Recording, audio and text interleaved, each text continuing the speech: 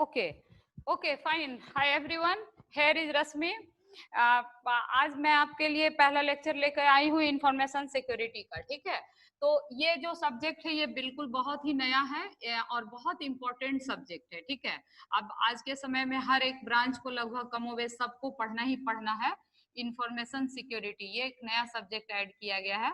और तो हम लोग आज ये चूंकि इसका फर्स्ट लेक्चर है तो हम लोग पहले समझेंगे कि इसका पर्पस क्या है, ये सब्जेक्ट क्यों पढ़ रहे हैं. तो देखिए, आप जान रहे हैं कि अभी सारा सिस्टम डिजिटल हो रहा है, राइट. तो आप इंफॉर्मेशन को इंटरनेट पे एक जगह से दूसरे जगह ट्रांसफर कर रहे हैं, तो इसमें आपका इंफॉर्मेशन सिक्योर हो ये बहुत जरूरी है. कोई थर्ड पार्टी जो है आपके इंफॉर्मेशन को मिसयूज ना करे, ये एश्योरिटी करना बहुत जरूरी है. तो इस पूरे सब्जेक्ट का मेन थीम यही है कि आप किस तरह से इंफॉर्मेशन को एक जगह से दूसरे जगह भेजें ताकि आपके इंफॉर्मेशन जो है वो बिल्कुल सही सलामत सही जगह पे पहुंच जाए. अब इसमें हम लोग पढ़ेंगे कि क्या क्या समस्याएं हो सकती है आपके इंफॉर्मेशन में, और अगर वो होती है तो उससे आप कैसे मतलब आप हट दूर करेंगे उसको. ठीक है, तो जैसे देखिए, सबसे बड़ी बात क्या है कि मान लीजिए हम डाटा को ट्रांसफर कर रहे हैं और बीच से कोई डाटा किसी ने उसको क्या किया, निकाल लिया या उसको इंटरप्ट कर लिया, उसके किसी थर्ड पार्टी के पास चला गया, और अनऑथराइज्ड यूजर उसको कहा जाता है. ठीक है, जैसे जो बीच में थर्ड पार्टी है जिसके पास डाटा नहीं जाना चाहिए फिर भी वो चला गया, वो कुछ उसका गलत यूज कर सकता है ना, या आपके डाटा को चेंज कर सकता है या उसको मिसयूज कर सकता है, तो ऐसे पार्टी को कहा जाता है अनऑथराइज्ड यूजर. ठीक है, तो आज के समय में हम लोग क्या करते हैं कि जो डाटा हमारा सेंड होता है वो प्लेन टेक्स्ट में जाता ही नहीं है. ठीक है, तो ये डाटा किस तरह से जाता है, तो आपका जो एक्चुअल डाटा होता है वो कहलाता है प्लेन टेक्स्ट. ठीक है, तो आज हम लोग बिल्कुल बेसिक बेसिक बात को करेंगे इस लेक्चर में. ठीक है, तो जो आपका जो एक्चुअल डाटा है वो क्या है, वो प्लेन टेक्स्ट है. ठीक है, लेकिन हम लोग प्लेन टेक्स्ट को ट्रांसफर नहीं करते हैं, ट्रांसमिट नहीं करते हैं. हम लोग किसको ट्रांसमिट करते हैं, सिफर टेक्स्ट को. अब आप कहेंगे कि मैम ये एक नया नाम आपने क्या लिया, प्लेन टेक्स्ट तो समझ में आया कि भाई जो डाटा हमको सेंड करना है that is called plain text, वो जो अपना एक्चुअल फॉर्म है. तो ये सिफर टेक्स्ट क्या है, तो सिफर टेक्स्ट वो है कि वो प्लेन टेक्स्ट को आप कुछ ऐसे चेंज कर देते हैं, जैसे आप ना आपके क्लास में अक्सर ऐसा शैतानी करते हैं क्या, कोई टीचर आपको अच्छे नहीं लगते हैं तो आप उसका कुछ कोड वर्ड में नाम लिख लेते हैं, रख देते हैं ना, और आप उसको क्या करते हैं कि उस कोड वर्ड में उसको उनको बोलते रहते हैं, या ऐसा अक्सर आप अपने ग्रुप में करते हैं शैतानी या किसी बच्चे के साथ, है ना. तो उसमें क्या होता है कि आप किसके बारे में बोल रहे हैं ये पता ही नहीं चल पाता है ना. तो ये क्या है, इसमें आपने उसका नाम चेंज कर दिया. ठीक है, जिसके कारण वो अगले को पता ही नहीं चल रहा है कि ये वास्तविक तौर पे ये किसका नाम है. तो कुछ यहाँ वही टेक्निक का इस्तेमाल होता है. आप क्या करते हैं कि जो प्लेन टेक्स्ट है उसको रिफॉर्म कर देते हैं, उसको चेंज कर देते हैं. ठीक है ना, कि अगर वो किसी थर्ड पार्टी के पास अनऑथराइज्ड यूजर को मिल भी जाए तो वो एक्चुअल इंफॉर्मेशन क्या है वो रीड ही नहीं कर पाएगा. तो इसी को कहा जाता है सिफर टेक्स्ट. अब सवाल उठता है कि ये सिफर टेक्स्ट आपका कैसे कैसे बनेगा, है ना. तो ये सिफर टेक्स्ट जो बनता है उसके लिए आपके पास अल्गोरिदम होता है. ठीक है, उस अल्गोरिदम को हम लोग क्या कहते हैं, इनक्रिप्शन अल्गोरिदम. क्या बोलते हैं उसको, इनक्रिप्शन अल्गोरिदम. तो आपको धीरे धीरे बात समझ में आ रही है, इंटरेस्टिंग भी लग रही होगी, तो आप देखते रहिए, आपको बहुत मजा आएगा इस सब्जेक्ट को भी पढ़ने में, बहुत मजा आएगा. ठीक है, बच्चों को बहुत इंटरेस्टिंग सब्जेक्ट है ये. ठीक है, तो इनक्रिप्शन अल्गोरिदम का काम क्या होगा, ये एक अल्गोरिदम होगा यानी सेट ऑफ प्रोसेस होगा. अल्गोरिदम क्या होता है, सेट ऑफ प्रोसेस होता है कि नहीं. तो ये मैथमेटिकल अल्गोरिदम होगा जिसका काम क्या होगा कि इसका जो रोल होगा वो होगा plain text to cipher text में कन्वर्ट करना. मेरी बात एकदम समझ में आ रही है, बहुत सिंपल बात मैंने बोला कि ये क्या करेगा, प्लेन टेक्स्ट को सिफर टेक्स्ट में कन्वर्ट करेगा. अब सवाल उठता है कि ये कन्वर्ट कैसे करेगा, तो इसके लिए ये मदद लेगा किसका, आप बताओ. तो आप कहोगे मैम समझ गए, इसमें की का मदद आप लेने वाली हैं, तो बिल्कुल सही बात है. प्लेन टेक्स्ट में हम की इनपुट के तौर पे देंगे, किसको देंगे, इंक्रिप्शन एल्गोरिदम को.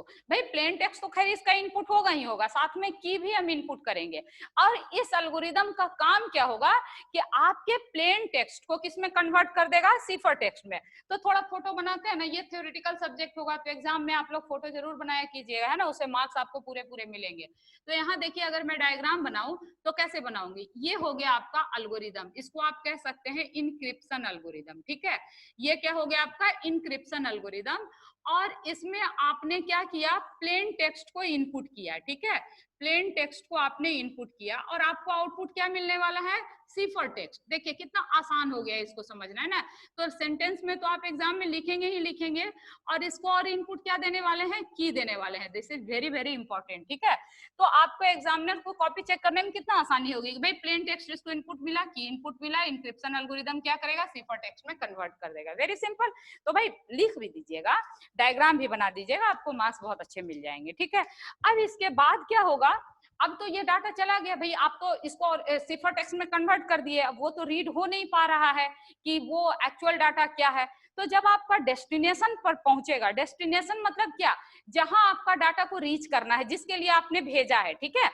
तो डेस्टिनेशन पर जब आप पहुंचेगा तो अब क्या करना पड़ेगा, कुछ तो करना पड़ेगा, क्योंकि आपका उसको डाटा तो बिल्कुल फॉर्म ही चेंज होके मिला है। तो अब उसका रियल फॉर्म में वापस आना चाहिए। तो जो रियल फॉर्म में वापस आएगा उसको अपन बोलते हैं डिक्रिप्शन एल्गोरिदम। उसके लिए आपको किसका मदद लेना पड़ेगा, डिक्रिप्शन। देखिए कितना आसान है, डी कर देगा, उसका उल्टा कर देगा, जो कुछ भी किया हुआ है उसको वो क्या करेगा, उल्टा कर देगा, है ना, डिक्रिप्शन एल्गोरिदम, ठीक है। तो अब आप क्या करने वाले हैं इसको माय डियर, डिक्रिप्शन एल्गोरिदम का अब रोल क्या होगा कि क्या करेगा, ये जो सिफर टेक्स्ट है उसको किस में कन्वर्ट करेगा, प्लेन टेक्स्ट में, है कि नहीं। तो चलें इसका भी एक डायग्राम बनाएंगे हम लोग। तो ये रहा आपका डायग्राम, ठीक है। ये क्या करेगा, देखिए ये रहा आपका डिक्रिप्शन एल्गोरिदम, ठीक है। ये रहा आपका डिक्रिप्शन एल्गोरिदम। अब इसमें आप क्या करने वाले हैं, यहाँ आप सिफर टेक्स्ट देने वाले हैं इनपुट के तौर पे, और ये आपको किस में मिलने वाला है, ये आपको आउटपुट के तौर पे क्या देने वाला है, प्लेन टेक्स्ट। अब आप कहेंगे तो क्या मैम इसमें की जरूरत नहीं पड़ेगी, तो मैं तो बोलूंगी भाई की तो चाहिए ही चाहिए, क्योंकि भाई बिना की के मदद के तो ये कैसे ही कन्वर्ट करेगा, है ना। तो ये बात आपको थोड़ा थोड़ा समझ में आ गया कि देखिए अभी तक के बात में आपको क्या समझ में आ गया। आपको टर्मिनोलॉजी, मेरा अभी बेसिक बात मुझे बताना था। सबसे पहले आपको मैंने क्या बताया कि भाई जो इसका पर्पस क्या है, तो पर्पस यही है कि कोई थर्ड पार्टी अगर इंटरप्ट भी कर ले अनऑथराइज्ड यूजर, तो वो डेटा को रीड ही नहीं कर पाएगा। तो उसके लिए आप क्या करते हैं, प्लेन टेक्स्ट को किस में कन्वर्ट कर देते हैं, सिफर टेक्स्ट में। Very simple. अब सवाल उठता है कि प्लेन टेक्स्ट को सिफर टेक्स्ट में कन्वर्ट कौन करेगा, तो उसके लिए आपके पास मैथमेटिकल एल्गोरिदम होता है, that is called encryption algorithm. किसके मदद से करेगा, तो वी नीड सम की, वो की होगा, अभी उस पर और डिस्कस करेंगे, यही सब कुछ तो पढ़ना है हम लोग को, ठीक है। फिर इस एल्गोरिदम के बारे में भी बहुत कुछ डिस्कस करेंगे, लेकिन अभी आज क्योंकि थोड़ा सा आइडिया लेना जरूरी है ना आपको, बेसिक, ठीक है। तो आप समझ गए, प्लेन टेक्स्ट समझ गए, सिफर टेक्स्ट समझ गए, इनक्रिप्शन एल्गोरिदम समझ गए। अब सवाल उठता है कि अगर डेस्टिनेशन तक डाटा मेरा पहुंच गया, तो भाई डेस्टिनेशन को तो ओरिजिनल डाटा चाहिए ना, उसको तो अभी कन्वर्टेड डाटा मिला है, सिफर टेक्स्ट मिला है। तो डेस्टिनेशन पर क्या होगा कि एक फिर आपको क्या चाहिए, डिक्रिप्शन चाहिए, उल्टा काम करने वाला, है ना। जो इनक्रिप्ट हुआ है उसको अब क्या होना है, डिक्रिप्ट। ये डिक्रिप्शन कौन करेगा, तो इसमें इनपुट के तौर पे आपको क्या देना पड़ेगा, सिफर टेक्स्ट जाएगा, है ना, और क्या जाएगा, की जाएगा। तो आउटपुट आपको क्या मिलने वाला है, plain text. Diagram first class बना जरूर दीजिएगा। तो अब हम लोग समझ गए क्या क्या, प्लेन टेक्स्ट समझ गए, सिफर टेक्स्ट समझ गए, इंक्रिप्शन एल्गोरिदम क्या होता है, डिक्रिप्शन एल्गोरिदम क्या होता है, की का क्या रोल है, ये 5 बात हम लोग को समझ में आ गया। जब हम लोग को ये पांचों बात समझ में आ गया, तो अब जो नेक्स्ट वर्क होगा वो हम लोग थोड़ा सा समझ लें की के बारे में, थोड़ा सा, ज्यादा बड़ा लेक्चर में नहीं करूंगी। आज पहला लेक्चर है आप लोग का, तो बड़े आराम से समझिए, सब्जेक्ट को एंजॉय कीजिए। Very very interesting subject and very very important for everyone, that is why only कि सब्जेक्ट को आप मैकेनिकल सब पढ़ते हैं, सीएस, है ना। तो इसको अब आप लोग क्या है कि आज का जरूरत है ये सब्जेक्ट। तो अब आप देखिए इसमें क्या करने वाले हैं, ये अब आप क्या करने वाले हैं बताइए, की के बारे में आप समझने वाले हैं ना, कि की कितने तरह का होगा। तो देखिए ये जो की है ना, की तो आपको चाहिए इंक्रिप्शन एल्गोरिदम में भी चाहिए और डिक्रिप्ट करने के लिए भी की चाहिए, ठीक है। तो यहाँ पर जो की होता है, ये की दो किस्म का होता है, एक सिमेट्रिक की कहलाता है और दूसरा एसिमेट्रिक की कहलाता है, ठीक ना। बड़े आराम से आपको समझ में आएगा, बिल्कुल से परेशान नहीं होना है। इसमें बहुत सारे शब्द आपके लिए हो सकता है, टर्म जो है वो बिल्कुल ही नया हो, ये सब्जेक्ट आपके लिए नया हो सकता है, तो आपको समझने के लिए सब कुछ नाम बिल्कुल से क्या है, नया हो सकता है, ठीक है। तो आराम से समझना है, कोई बॉदर नहीं होना है इसके लिए। तो ये क्या है देखिए, समझ में आ जाएगा, एसिमेट्रिक की, कुछ गड़बड़ लिख दिया क्या, सिमेट्रिक की इंक्रिप्शन, और ये क्या हो गया, एसिमेट्रिक की इंक्रिप्शन, ठीक है। तो अब ये दोनों का अंतर थोड़ा समझ लेते हैं हम लोग, लिमिटेशन समझ लेते हैं, इसका क्या अंतर है दोनों का। तो देखिए इस दोनों में अंतर क्या है कि जो है ये जो आपका सिमेट्रिक की इंक्रिप्शन होगा तो इसमें जो है सेम की आप यूज करने वाले हैं, same key for the purpose used for purpose what, used for encryption and decryption. Clear हुआ कि इसमें आप जो इंक्रिप्शन करने वाले हैं और डिक्रिप्शन होगा ये दोनों एक ही की से होने वाला है, ठीक है।